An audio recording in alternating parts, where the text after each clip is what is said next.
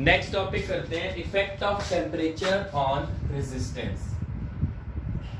Effect of temperature on resistance. देखो जो resistance है ना वो टेम्परेचर के डायरेक्टली प्रोपोर्शनल है। टेम्परेचर बढ़ेगा रेजिस्टेंस बढ़ेगी, पर कंडक्टर की, स्पेशली कंडक्टर की है ये रेजिस्टेंस ऑफ कंडक्टर्स। कंडक्टर्स की रेजिस्टेंस की बात कर रहे हैं, ठीक है। अब देखो जितनी भी मेटल्स होती हैं हमारे पास, जितनी भी मेटल है, आयरन हो गया, कॉपर हो गया, जिंक हो गया, ये सारी की सारी मेटल्स कंडक्टर होती हैं। अब हर एक मेटल की ना अपनी एक रेजिस्टेंस होती है। जैसे मैंने आपको बताया था गोल्ड अच्छा कंडक्टर होता है बहुत, उसकी रेजिस्टेंस कम होती है, वो अच्छा कंडक्ट करता है। पर हम घर में वायरिंग के लिए कॉपर यूज करते हैं, सस्ता पड़ता है कॉपर बहुत, गोल्ड हम ले ही नहीं सकते घर में, मतलब हम वायर में गोल्ड नहीं यूज कर सकते, समझिए ना। तो जो हर एक मेटल है उसकी अपनी रेजिस्टेंस होती है, और वो क्यों होती है? क्योंकि कंडक्टर के अंदर क्या होते हैं, फ्री इलेक्ट्रॉन्स। फ्री इलेक्ट्रॉन जब कोलाइड करते हैं ना आपस में, और आइंस के साथ कोलाइड जब करते हैं फ्री इलेक्ट्रॉन्स, उसकी वजह से रेजिस्टेंस बनती है। देखो मैंने आपको बताया था ना कि कोई भी कंडक्टर है, इसके अंदर जो इलेक्ट्रॉन है रैंडमली मूव कर रहा है, कोई किसी तरफ, कोई किसी तरफ, कोई कैसे ही, है ना। तो ये इलेक्ट्रॉन के कोलिजन की वजह से रेजिस्टेंस बनती है, ठीक है। तो सबसे पहले मैं आपको यही बताऊंगा, resistance is resistance of metals या conductors is due to the collisions between electrons and ions present in metals, ठीक है। ये जो रेजिस्टेंस होगी, किसी भी मटेरियल की रेजिस्टेंस होती है इलेक्ट्रॉन्स के कोलिजन की वजह से। अब अगर मैं टेम्परेचर बढ़ा दूं, इनकी काइनेटिक एनर्जी बढ़ जाती है। एनर्जी ले ली इन्होंने, टेम्परेचर हमने बढ़ा दिया, मतलब गर्म कर दिया कंडक्टर को। जब हमने हीट उसको प्रोवाइड की तो वो हीट एनर्जी लेके इनकी इलेक्ट्रॉन्स की काइनेटिक एनर्जी बढ़ गई, और भी तेज हो गई। तो जो कोलिजन थी ना और भी ज्यादा बढ़ गई, कोलिजन ज्यादा बढ़ गई तो रेजिस्टेंस बढ़ जाएगी, ठीक है। With increase in temperature the kinetic energy पता है ना, जो मोशन की वजह से आती है ना, इनका मोशन तेज हो जाएगा। मतलब with increase in temperature the kinetic energy of these free electron. आप फ्री इलेक्ट्रॉन वर्ड यूज किया करो इसमें, ठीक है। Electrons, the kinetic energy of these free electrons increases and therefore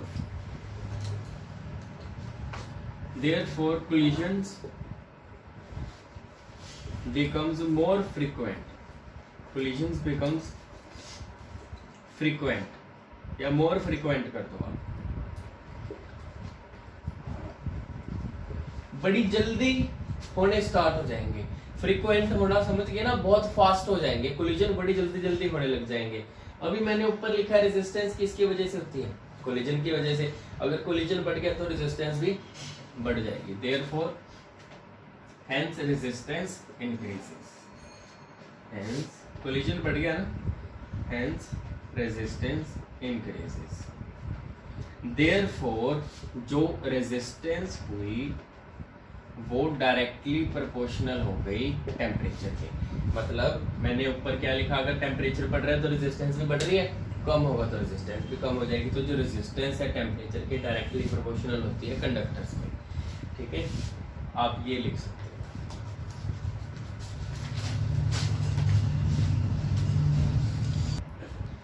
next है टॉपिक हमारा combination of resistances. Combination of resistances। देखो जो रेजिस्टेंसेस होती हैं उनको कैसे कैसे कंबाइन कर सकते हैं हम ना, दो तरीके से कंबाइन कर सकते हैं, सीरीज में और पैरेलल। सबसे पहले हम करेंगे रजिस्टर इन सीरीज। अब सीरीज में वो कब होंगे, देखो रेजिस्टर का सिंबल मैंने आपको बताया था ना। देखो मान लो मेरे पास 3 रेजिस्टर हैं जिनकी रेजिस्टेंस है R1। देखो एक मेरे पास ये है रेजिस्टर, ठीक है, एक मेरे पास रेजिस्टर ये है और एक और है, ये है 2 और ये तीसरा। पहले की रेजिस्टेंस R1, दूसरे की रेजिस्टेंस R2, तीसरे की R3।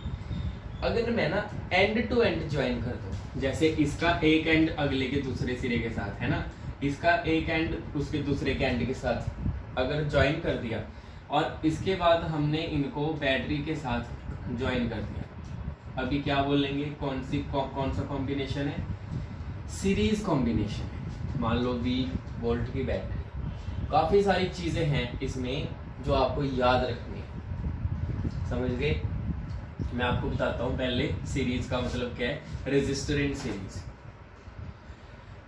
देखो आप ये भी लिखो कि सीरीज में कब होंगे, रेजिस्टेंसेस या resistors are set to be connected, resistors are set to be connected in series, set to be connected in series if they are joined end to end, if they are joined end to end। अगर and to and इनको join कर दें हम ना, तो हम बोलेंगे कि सीरीज में कनेक्टेड है, मतलब एक का एंड दूसरे के एंड के साथ, फिर उसका दूसरा एंड तीसरे के एंड के साथ, समझ गए ना, ये है। तो हम क्या करेंगे, एग्जाम्पल अब ये लिखेंगे, consider 3 resistor, consider 3 resistors of resistance, इनकी रेजिस्टेंस कितनी है, consider 3 resistors having resistances R1, R2 and R3 respectively connected in series as shown in figure। हाँ जी, यहां तक आपने लिख लिया, कनेक्टेड इन सीरीज। ऐसे भी आप लिख सकते हो with a battery of V volt, ऐसे लिख दो with a battery of V volt की बैटरी के साथ, as shown in figure, as shown in figure. यहां तक बस कंसीडर किया हमने कि 3 रेजिस्टर हैं जिनको सीरीज में ज्वाइन किया V वोल्ट की बैटरी के साथ। हाँ जी ठीक है, यहां तक लिख लो, मैं आगे करवा देता हूँ।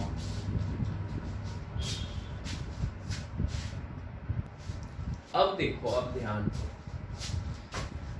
देखो, ये पॉजिटिव से करंट गया I ऐसे, अब ये तो सीधे ही जुड़े हैं, एक ही लाइन में है ना, सीरीज में मतलब एक ही लाइन में, तो ये करंट सेम जाएगा सब में, पॉजिटिव से नेगेटिव की तरफ ऐसे जा रहा है, सेम जा रहा है करंट। पर डिवाइड क्या हुआ फिर इसमें ना, जो आपने बैटरी लगाई V वोल्ट की, इसका वोल्टेज जो है वो डिवाइड हो जाता है, इसके 3 हिस्से हो जाएंगे। एक यहाँ पे होगी पहले रेजिस्टर में, कुछ वोल्टेज दूसरे रेजिस्टर में चली जाएगी, कुछ चली जाएगी तीसरे रेजिस्टर में। आपको मेरी बात समझ आई कि ना, सीरीज में करंट सेम है पर डिवाइड क्या हो गया, वोल्टेज। जो ये वोल्टेज है वो 3 कंपोनेंट में चली जाएगी, थोड़ी इसमें, थोड़ी इसमें, थोड़ी इसमें, समझ गए। आपको मेरी बात समझ आ रही है। ये आपको याद रखना है कि सीरीज में क्या क्या डिवाइड हुआ, वोल्टेज, करंट क्या रहा, सेम। ये आपको याद रखने की चीज है। सो अगर मैं लिखूं कि हमारी टोटल वोल्टेज 3 हिस्से से डिवाइड हुई है, पहली वोल्टेज, दूसरी वोल्टेज, तीसरी वोल्टेज, है ना। देखो अब ओह्म्स लॉ क्या कहते हैं, अकॉर्डिंग टू ओह्म्स लॉग, उसका रिजल्ट क्या आता है, V is equal to I R. अगर मैं ये टोटल वोल्टेज के लिए लिखूं, इसके लिए तो ऐसे लिखा जाएगा ना, V is equal to I R. अब R पता है ये क्या है, ये तीनों का इफेक्टिव है, तो इसको R इक्विवेलेंट भी लिख सकते हो, R इफेक्टिव भी लिख सकते हो, R कई बार ऐसे लिख देते हैं RS, S फॉर सीरीज, जैसे आपको ठीक लगे वैसे लिख दो। मैंने E क्यों कर दिया, इक्विवेलेंट, तीनों की इक्विवेलेंट ये है ना। पहले के लिए क्या होगा, पहले की voltage V is equal to I R, resistance कितनी है पहले की R, करंट तो सेम ही जा रहा है पहले में भी। दूसरे की वोल्टेज क्या होगी, V is equal to I R, resistance कितनी है दूसरे की 2, तीसरे की आई आर 3। समझ आया, मैंने करंट वैल्यू चेंज नहीं की, क्योंकि पूरे सारे एलिमेंट में सेम करंट जा रहा है आई। तो ये देख सकते हो अब आप, करंट कॉमन, तो ये मेरे पास आ गया, देखो करंट से करंट कैंसिल, मेरे पास R इक्विवेलेंट कितना आ गया, R1 plus R2 plus R3। अगर मैंने 3 ज्वाइन किए, अगर मैं 3 से ज्यादा ज्वाइन करता तो डायरेक्ट ऐड हो गए ना ये, अगर 3 से ज्यादा ज्वाइन करता तो वो भी डायरेक्ट ऐड हो जाते हैं, ठीक है। आप लिख दोगे if n resistors are connected in series, अगर सीरीज में n रेजिस्टर कनेक्ट किए तो R इक्विवेलेंट कितना आएगा, R1 plus R2 R3 and so on up to Rn। आपको मेरी बात समझ आ गई कि अगर n रेजिस्टर हो तो सबको ऐड कर दो, ठीक है। तो ये बस इफेक्टिव रेजिस्टेंस आ गया, इतना था ये। आप यहां तक नोट करिए जल्दी।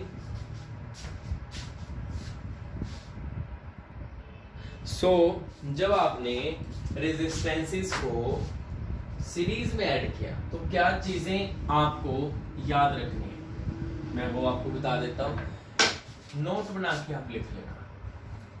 ये सीरीज में ही करना है आपने फर्स्ट, सबसे पहले कि R इक्विवेलेंट, मतलब जो इक्विवेलेंट रेजिस्टेंस है, टोटल रेजिस्टेंस इज द सम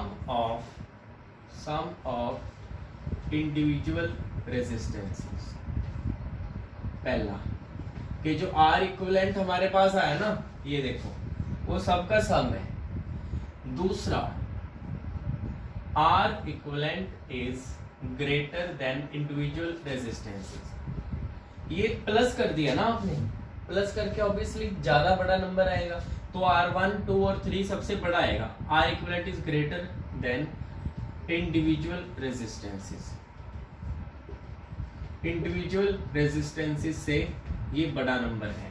तीसरा, सीरीज में करंट बिल्कुल सेम है, जितने भी रेजिस्टेंस आपने लगाए हैं सब में current same, current I is same, current I is same through all resistances। सारी रेजिस्टेंसेस में करंट की वैल्यू सेम है। और वोल्टेज यहाँ पे V1 V2 V3 अलग अलग पहले रेजिस्टर की वोल्टेज दूसरे की तीसरे की सबके सम के बराबर है, ठीक है। टोटल वोल्टेज V की बात होगी is equal to the sum of individual या सम ऑफ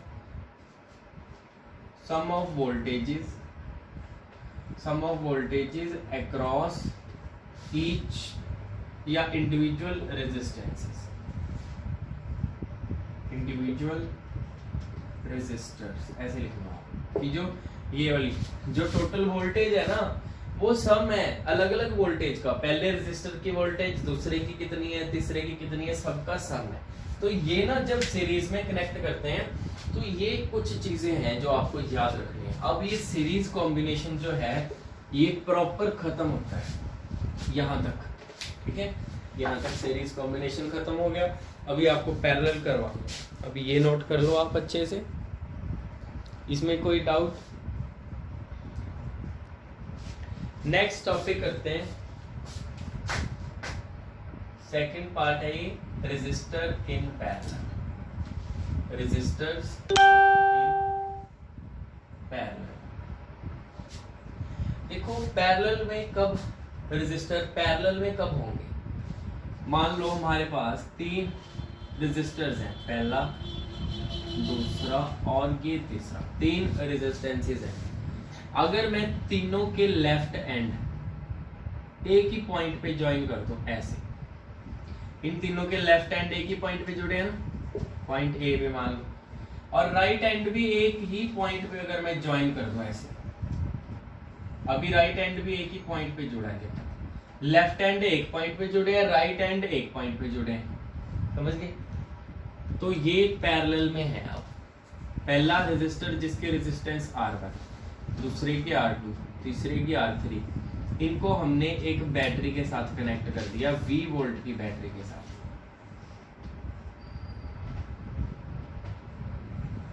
ऐसे, ठीक है? तो अब देखो ध्यान से, पहले तो मैं यही लिखवा रहा हूं आपको पैरेलल में कब होंगे, ठीक है? Resistors are said to be connected. Resistors are said to be connected. Said to be connected in parallel if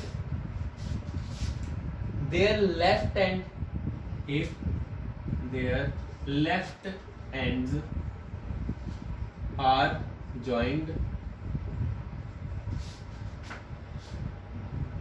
If their left ends are joined at common point,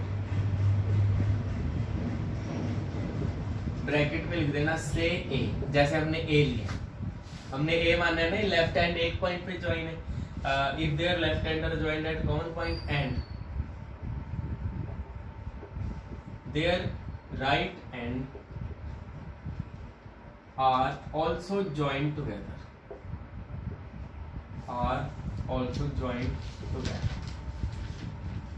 at common point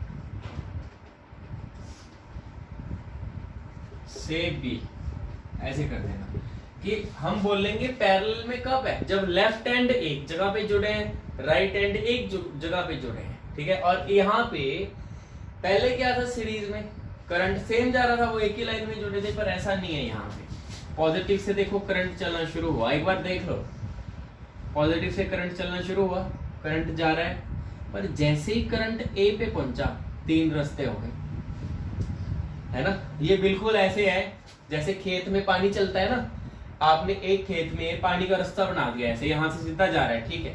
पर आगे आपने 3 रास्ते बना दिए, तो 3 जगह से ही पानी जाएगा, समझ गए? फर्क बस ये हो सकता है कि कोई रास्ता ज्यादा खुला है, ज्यादा पानी जाएगा, कोई तंग है, वहां से पानी कम जाएगा, ठीक है ना? तो ये यहाँ पे अलग अलग करंट जाएगा, पर जाएगा तीनों जगह से, ये करंट आया टोटल। अब यहाँ पे पहला रेजिस्टर है, मान लो इसमें जा रहा है I1, यहाँ पे दूसरा रेजिस्टर है, यहाँ पे जाएगा I2, फिर यहाँ पे इस तरफ तीसरा I3, ये I1 आगे गया, ये I2 आगे गया, I3 आगे, तीनों मिल गए, दोबारा फिर क्या बन गए, I। मेरी बात आपको समझ आई? ये है, पर ये वोल्टेज जो है ना इसमें सेम है। क्यों सेम है? क्योंकि वोल्टेज अक्रॉस द एंड लगाई जाती है, वोल्टेज एंड्स पे अप्लाई की जाती है, पर इन तीनों के लेफ्ट एंड और राइट एंड तो इकट्ठे है ना, वोल्टेज इकट्ठी लग रही है तीनों पे, वोल्टेज तीनों की सेम है, इसकी भी V। तो जो चीज डिवाइड हो वहां से स्टार्ट करते हैं। यहाँ पे करंट डिवाइड हो रहा है ना, तो यहाँ पे करंट जो है वो डिवाइड हो रहा है, I1, I2, I3, समझ गए?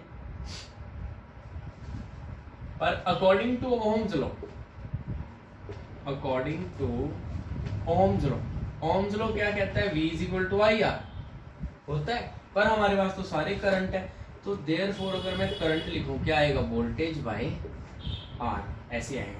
तो करंट मैंने एक तो वोल्टेज बाय R कर दिया, पर ये टोटल करंट है, टोटल करंट, तो ये वोल्टेज टोटल आएगी और रेजिस्टेंस भी इक्विवेलेंट आएगी, मतलब तीनों का नेट इफेक्ट, तीनों की टोटल कितनी है समझ गए? तो वो आएगी। तो पर पहले की अगर मैं बात करूं, पहला करंट तो इसमें है, तो इसकी देखो करंट क्या है, वोल्टेज बाय रेजिस्टेंस, इसमें वोल्टेज तो सेम है, रेजिस्टेंस कितनी R। दूसरा करंट इसमें वोल्टेज बाय रेजिस्टेंस, ठीक है। हाँ जी, तो ये I2 के मैंने I2 के लिए लिख दिया वोल्टेज बाय रेजिस्टेंस।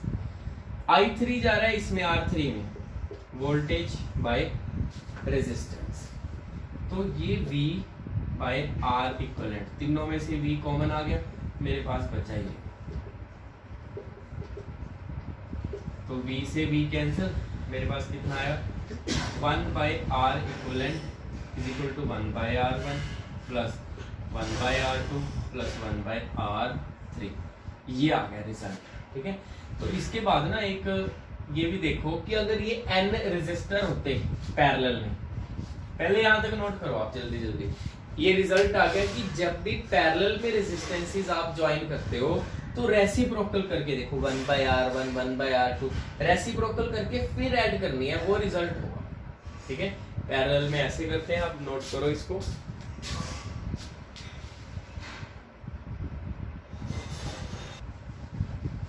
अगर ये हमारे पास होते n रेजिस्टर्स, तो देखो आप, if n resistors are connected in series, sorry parallel, if n resistors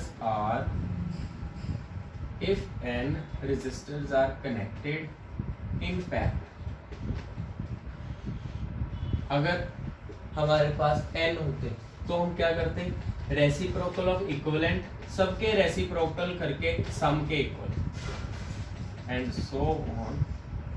आप मेरी बात समझ गए? सीरीज में डायरेक्ट ऐड करना है, पैरेलल में रेसिप्रोकल करके ऐड करना है, बस इतना। इसमें भी आपको कुछ चीजें याद रखनी है, वो भी नोट बना के आप याद रखोगे ऐसे। पैरेलल के लिए भी एक नोट, जैसे पहला कि जो रेसिप्रोकल है इक्विवेलेंट रेजिस्टेंस का, reciprocal of R equivalent is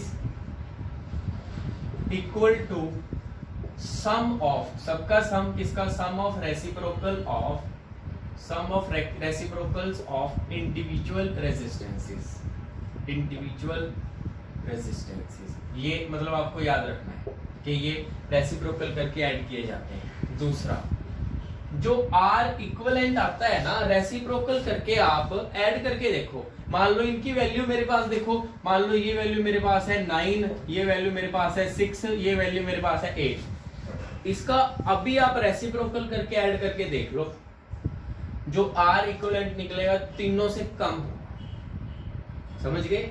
equivalent में हमेशा डिक्रीज कर जाती है रेजिस्टेंस, पैरेलल में लगाने पे रेजिस्टेंस कम हो जाती है, सीरीज में लगाने पे तो प्लस कर दिए सीधा सीधा ज्यादा हो जाती है, समझ गए?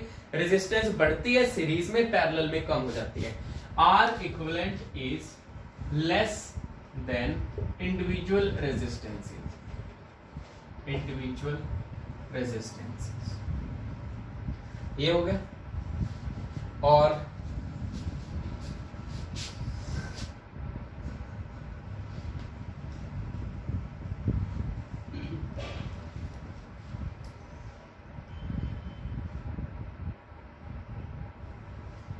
एक काम करो, ये वाला ना लिखो अभी आप इसमें, क्योंकि ये हर केस में वैलिड नहीं होगा, वैसे कम हो जाएगी, पर अगर ना मैं तीनों में से कोई एक रेजिस्टेंस ज्यादा ही कम ले लूं, मान लो 2 रेजिस्टेंसेस ज्यादा बड़ी हैं, अगर मैं एक को थोड़ा कम ले लूं बाकियों के मुकाबले, ठीक है, तो हो सकता है ये फिर वैलिड ना हो, समझ गए ना आप मेरी बात?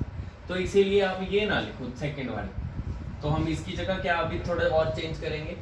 एक तो R इक्विवेलेंट मैंने ये बता दिया, जो रेसिप्रोकल है, रेसिप्रोकल करके सम करते हैं। दूसरा, वोल्टेज तीनों में सेम है, करंट क्या हो रहा है तीनों में अलग अलग है, करंट देखो ये अलग है, ये अलग है, ये अलग है, तो आप क्या लिखोगे, total current in the circuit, total current in circuit is equal to the sum of currents, equal to the sum of currents in individual resistors, individual resistors.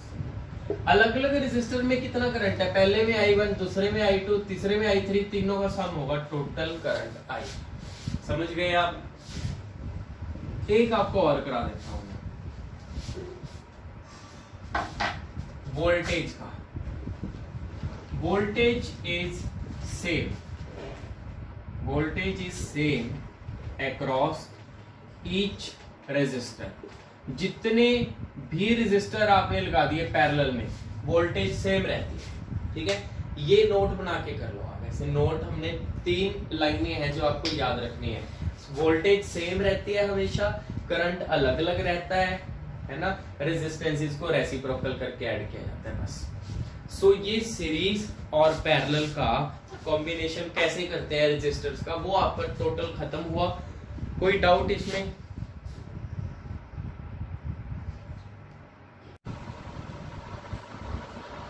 Next topic करते हैं heating effect of current. Heating effect क्या है? देखो, अगर ज्यादा time के लिए किसी भी इलेक्ट्रिकल अप्लायंस को आप ऑन रखते हो, उसमें आप करंट दे रहे हो, आप वो गर्म हो जाता है, आप चेक करोगे है ना। कोई फैन है, फैन ज्यादा देर के लिए चल गया तो आप हाथ लगा के देखोगे गर्म हो जाएगा। टीवी है, कोई भी चीज है, मोस्ट ऑफ चीजें जब ज्यादा टाइम के लिए आप यूज करते हो इलेक्ट्रिकल अप्लायंसेस, वो गर्म हो जाते हैं। इसकी वजह से जूल्स हीटिंग इफेक्ट या फिर हीटिंग इफेक्ट ऑफ करंट। ठीक है, ऐसा क्यों है? देखो, मैं पहले आपको समझाऊंगा। मैंने आपको बताया था कि जो कंडक्टर है उसके अंदर फ्री इलेक्ट्रॉन्स होते हैं, है ना। पर जैसे आप बैटरी से कनेक्ट इसको करते हो तो करंट फ्लो करता है। हम बैटरी से ना एनर्जी ले रहे हैं एक्चुअली। ये बैटरी से जो करंट आ रहा है ना, जो करंट है वो एनर्जी सप्लाई कर देता है इलेक्ट्रॉन्स को। ये जो फ्री इलेक्ट्रॉन है वो पॉजिटिव टर्मिनल की तरफ भागते हैं, है ना। इन्होंने एक्चुअली वेलोसिटी बढ़ा ली अपनी, एनर्जी गेन करके ना इनकी वेलोसिटी बढ़ गई तो इनके कोलिजन बढ़ते हैं। मैंने आपको बताया था ना रेजिस्टेंस क्या होती है, रेजिस्टेंस कोलिजन की वजह से होती है। तो जैसे ही करंट पास करेगा इनकी स्पीड बढ़ जाएगी, जिससे कोलिजन इनका बढ़ जाएगा। कोलिजन बढ़ेगा तो उससे टेम्परेचर राइज होता है। ठीक है, इसी को बोलते हैं heating effect of current. So start करते हैं हम।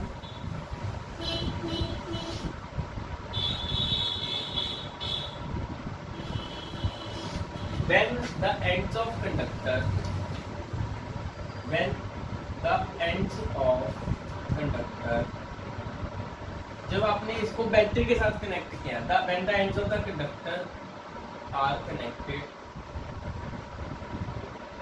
across battery, are connected across battery, जब आपने बैटरी के साथ कनेक्ट किया तो करंट फ्लो करना स्टार्ट करता है। यहाँ पे current starts flowing through the conductor, current starts flowing through the conductor.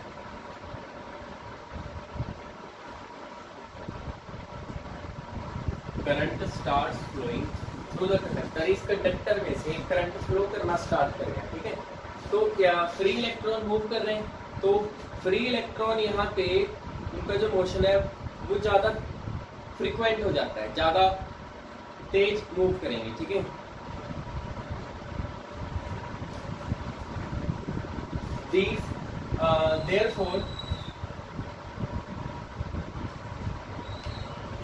therefore free electrons gain kinetic energy and the collision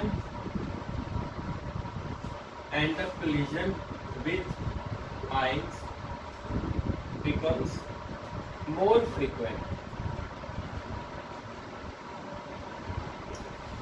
क्योंकि आपने करंट प्रोवाइड किया ना, करंट की वजह से उनकी स्पीड ज्यादा हो गई।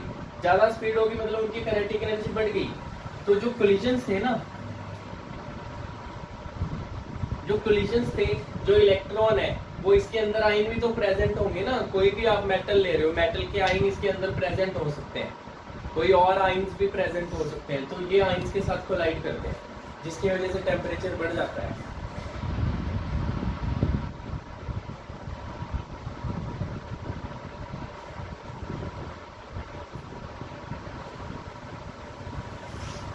अब जी जो कोलिजन की वजह से जो इलेक्ट्रॉन है वो आइंस के साथ कोलाइड कर रहे हैं, तो आइंस को एनर्जी ट्रांसफर कर रहे हैं।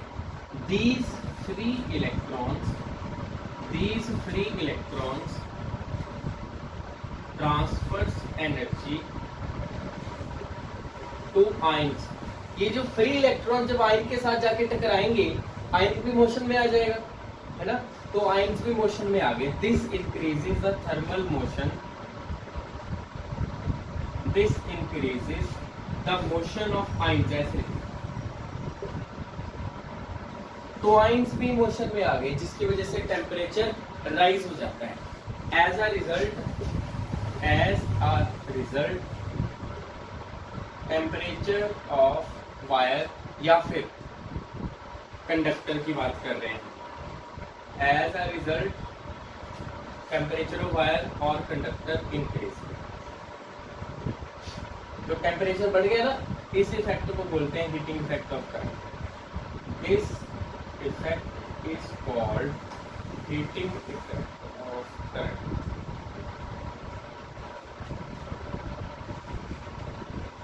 और जूल्स हीटिंग इफेक्ट।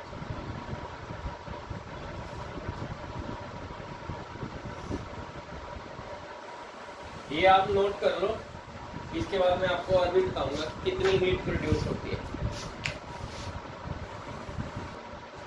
अब नेक्स्ट देखो, यही टॉपिक है कि जो ये हीट प्रोड्यूस हो रही है ना, इसमें टेम्परेचर बढ़ रहा है जो कंडक्टर का, वो किन किन फैक्टर पे डिपेंड करता है। ये हमें जूल नहीं पता है। According to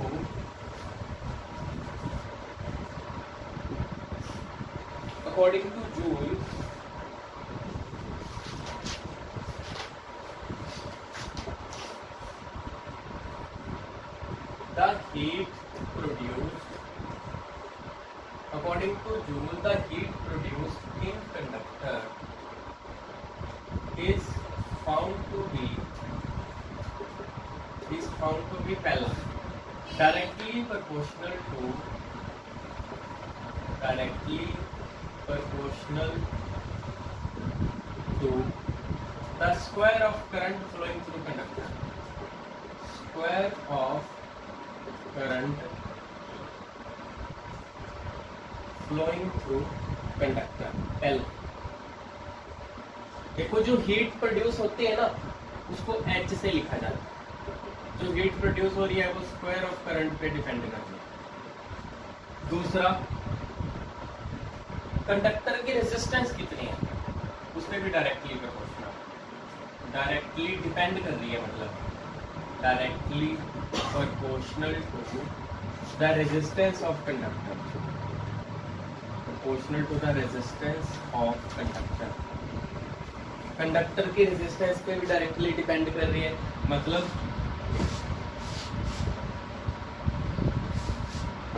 जो हीट प्रोड्यूस हो रही है वो डायरेक्टली प्रोपोर्शनल है आर रेजिस्टेंस के। तीसरा है directly proportional to the time for which current flows. जितने टाइम के लिए करंट फ्लो किया ना, current flows through the conductor, conductor में से जितने टाइम के लिए करंट फ्लो किया उस पर भी डिपेंड करती है हीट। जितने ज्यादा टाइम के लिए करंट फ्लो करेगा उतना ज्यादा गर्म हो जाएगा, ठीक है। तो तीन चीजों पे डिपेंड कर रही है, आई स्क्वायर पे, आर पे और टी पे, ठीक है। तो आप लिखोगे लास्ट में कंबाइनिंग अबव इक्वेशंस, ठीक है। क्या मैं ऐसे लिख सकता हूँ, जो हीट है वो तीन चीजों पे डिपेंड कर रही है, आई स्क्वायर आर टी, ठीक है। अगर मैं प्रोपोर्शनैलिटी खत्म करूं तो कांस्टेंट आएगा, वो कांस्टेंट डिवाइड में जाता है जे। वैसे तो आपको दोनों याद रखना है, जो जे है ना वो जूल्स मैकेनिकल कांस्टेंट है, यहाँ पे लिख रहा हूँ last, where J is Joule's mechanical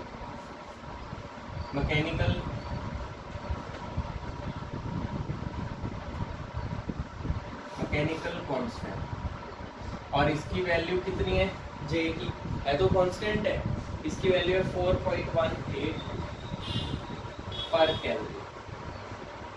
ये जूल्स मैकेनिकल कांस्टेंट है, I square R T by J. H की वैल्यू ये आप नोट कर सकते हो आप, 4.18 पर कैलोरीज, ये इसकी वैल्यू है। ठीक है, ये वेट लिखते हैं। नेक्स्ट टॉपिक करते हैं, इलेक्ट्रिक एनर्जी क्या होती है। इलेक्ट्रिक एनर्जी देखो, हमें पता है हर कंडक्टर की अपनी रेजिस्टेंस होती है। रेजिस्टेंस मतलब करंट के रास्ते में रुकावट। तो करंट फ्लो करता रहना चाहिए, है ना, पर करंट के रास्ते में तो रुकावट पैदा करता है। कोई भी कंडक्टर हो, करंट के रास्ते में रेजिस्टेंस प्रोड्यूस करता है, रुकावट, है ना। तो करंट का फ्लो कंटिन्यूस रखने के लिए, ताकि करंट चलता रहे, कुछ वर्क डन होता है। करंट कुछ वर्क डन करता है, उसको बोलते हैं वर्क। हमेशा एनर्जी की फॉर्म में स्टोर होता है, तो वो इलेक्ट्रिक एनर्जी है। ठीक है, सो हम ये स्टार्ट करते हैं। सो we know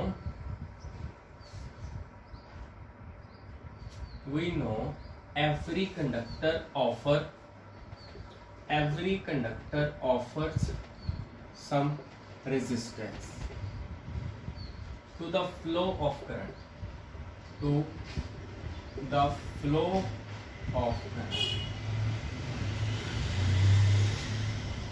so work has to be done to maintain the flow of current, to maintain the continuous flow of current through the conductor. This work done by current is called, is stored in the form of electric energy. ये मैंने आपको ना detail में बता दिया क्या होता है। देखो, सारे कंडक्टर है वो रेजिस्टेंस ऑफर करते हैं, करंट को रोकते हैं। तो करंट चलता रहने के लिए कंडक्टर के अंदर वर्क डन करना पड़ेगा करंट को, और वो वर्क डन क्या होगा? This work done by current is stored in the form of electric energy and is given by, क्या होगा ये जो वर्क डन है वो क्या होगा? Work done. देखो, हम पोटेंशियल कैसे लिखते थे? वर्क बाय चार्ज, याद है अगर आपको? इसको क्रॉस मल्टीप्लाई कर दो, वर्क क्या आ गया? Potential into charge. According to Ohm क्या कहता है? V is equal to I R. तो मैंने V की जगह लिख दिया आई आर, है ना। ये मेरे पास है क्यों, डन। ये वर्क डन आ गया। अब ये चार्ज है, करंट क्या होता है मैंने आपको बताया था ऑल्सो। करंट क्या होता है? Charge by time. अगर मैं क्रॉस मल्टीप्लाई करूं, चार्ज कितना आ गया? IT। यहां पुट कर दो, पुटिंग इन 1।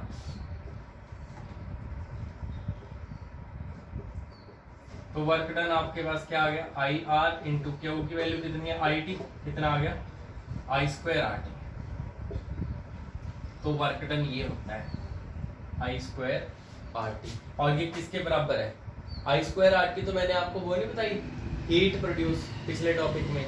J तो उसमें कांस्टेंट है ना, उसको हम मोस्ट ऑफ टाइम 1 भी ले लेते हैं। J को ना मोस्ट ऑफ टाइम मैंने आपको लास्ट टाइम लिखवाया H is equal to I square RT by J। J को SI यूनिट में हम 1 ले लेते हैं, तो I स्क्वायर RT बचता है हीट। तो जो I स्क्वायर RT है ना, मतलब जो वर्क डन है, इसको इलेक्ट्रिक एनर्जी बोलेंगे ना। आप ऐसे भी लिख सकते हो, therefore electric energy is equal to I square RT आ गया हमारे पास इलेक्ट्रिक एनर्जी। ये तो किसके बराबर है? Heat produced. हीट यही नहीं होती H, तो H के बराबर आया इलेक्ट्रिक एनर्जी जो है। समझ गए आप? है क्या इलेक्ट्रिक एनर्जी? जितना वर्क डन करना पड़ता है करंट को कंटिन्यूस फ्लो करने के लिए, कंटिन्यूस फ्लो करंट का फ्लो जारी रखने के लिए जितना वर्क डन करना पड़ता है उसको बोलते हैं इलेक्ट्रिक एनर्जी, क्योंकि वर्क हमेशा एनर्जी की फॉर्म में स्टोर होता है। तो मैंने वर्क डन पता किया, आपके सामने कोई डाउट इसमें तो बता दो। आंसर आ गया I स्क्वायर RT, ये हीट के बराबर है, मतलब जितनी हीट उसमें प्रोड्यूस होती है वही इलेक्ट्रिक एनर्जी होती है। समझ गए? बस ठीक है। तो इसकी इलेक्ट्रिक एनर्जी की एक और डेफिनेशन बनती है, वो भी लिखवा दूं। एक और डेफिनेशन बनती है, क्योंकि ये हीट के बराबर आ गया ना, तो वो लास्ट में लिखवाता हूं आपको मैं। पहले आप ये नोट कर लो जल्दी।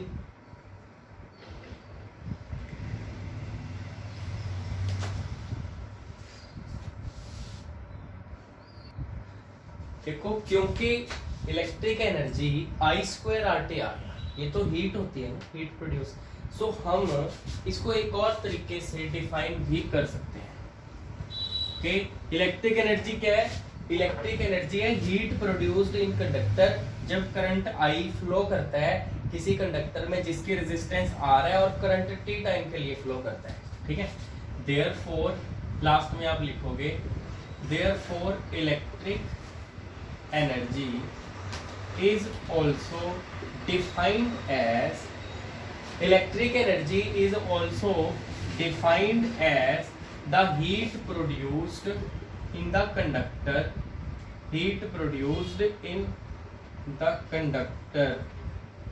of resistance R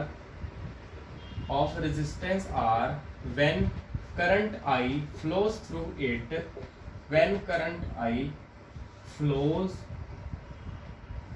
through it for time t। जब करंट I t टाइम के लिए उस कंडक्टर में से पास कर रहा है, फ्लो कर रहा है, जिसकी रेजिस्टेंस R है, तो जितनी हीट प्रोड्यूस हुई उसको क्या बोलेंगे? Electric energy. समझ गए? तो लास्ट में आपने ये लिखना, क्योंकि हमारा जो इलेक्ट्रिक एनर्जी का रिजल्ट है वो हीट के बराबर आ है। सो यहाँ पे इलेक्ट्रिक एनर्जी आपका खत्म होता है। नेक्स्ट देखो कि जो इलेक्ट्रिक एनर्जी है उसकी यूनिट क्या है? SI unit, system of international unit जो इसकी है वो तो एनर्जी है ना, ये है तो एनर्जी है। एनर्जी की यूनिट होती है जूल, सिंपल जूल है। बट इसकी कमर्शियल यूनिट मेन है, कमर्शियल यूनिट। इसकी जो कमर्शियल यूनिट है ना वो है kilowatt hour. Commercial unit kilowatt hour, ये इसकी कमर्शियल यूनिट है, ठीक है। और इसको बोलते हैं 1 यूनिट। जो आपके बिजली के मीटर है उसमें यूनिट के हिसाब से आपका जो है बिजली का वो मतलब बिल बनता है ना, यूनिट के हिसाब से कितने यूनिट आपके हो गए मीटर में, बिजली मीटर में, है ना, उस हिसाब से रेंट आता है उसका, है ना, जो बिल आता है उसी हिसाब से आता है ना उसका। तो किलोवाट आवर जो है ना इसको 1 यूनिट बोलते हैं। सो आप ऐसे भी लिख सकते हो, इसको क्या बोलते हैं? 1 kilowatt hour is called 1 unit, ऐसे भी लिख सकते हो आप, इसको 1 यूनिट बोलते हैं, ठीक है। तो कितनी एनर्जी कंज्यूम होती है जब 1 यूनिट बिजली हम कंज्यूम कर देते हैं? देखो, तो जो 1 यूनिट होती है ना वो किसके इक्वल है? 1 किलोवाट आवर, जो कमर्शियल यूनिट है। अब किलोवाट में 1 किलोवाट में कितने होंगे?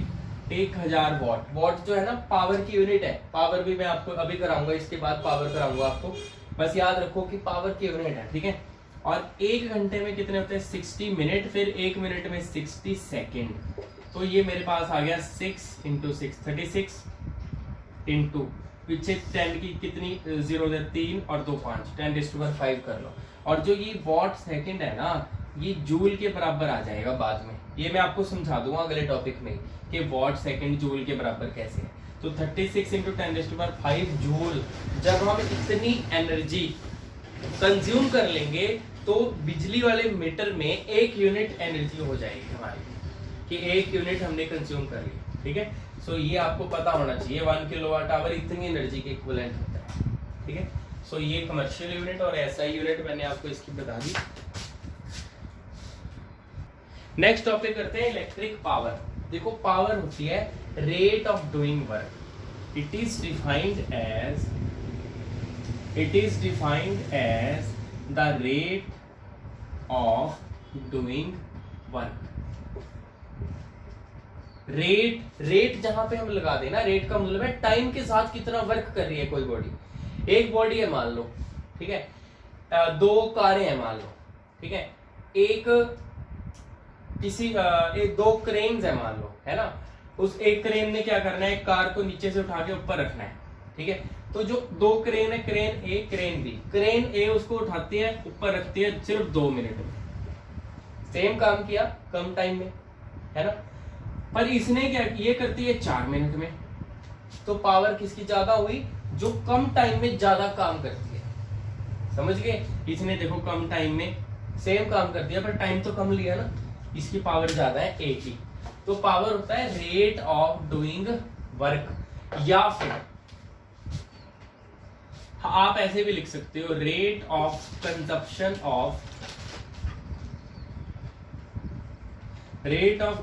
Of electric energy. वो भी पावर है कि कितनी इलेक्ट्रिक एनर्जी कंज्यूम कर ली एक सेकंड में, मतलब पर यूनिट टाइम, हर सेकंड में कितनी एनर्जी कंज्यूम कर रहा है कोई भी इलेक्ट्रिकल अप्लायंस, वो उसकी पावर होगी।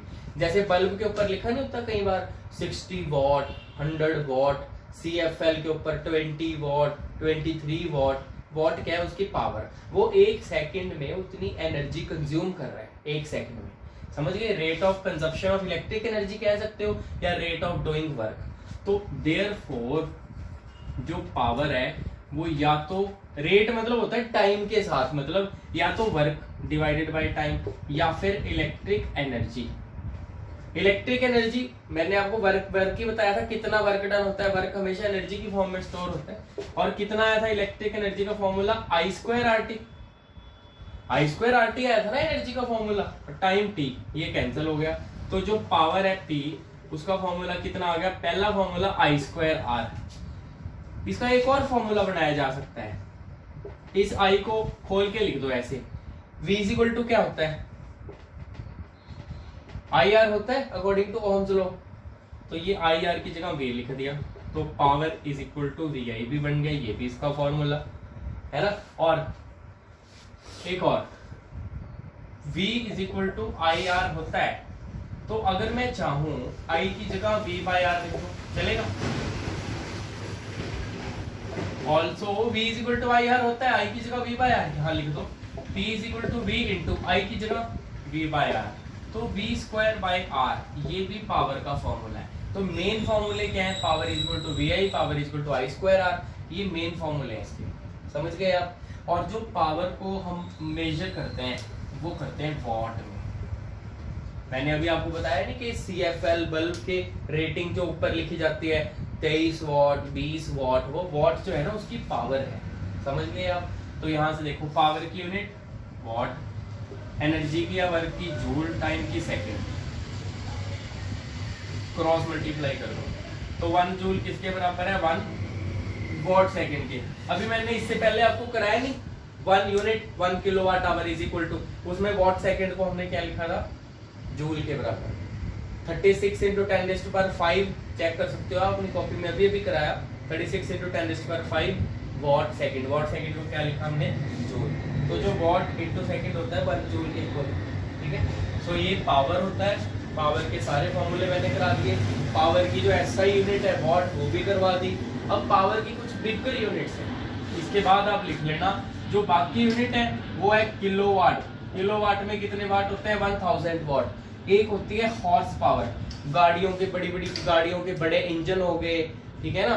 कारों के इंजन जो है ना, मतलब जो बड़े इंजन है उनको हॉर्स पावर में लेते हैं। हॉर्स पावर में होते हैं 746 वॉट एक हॉर्स पावर में, ठीक है। तो ये पावर की यूनिट थी, समझ गए आप नोट करो जल्दी।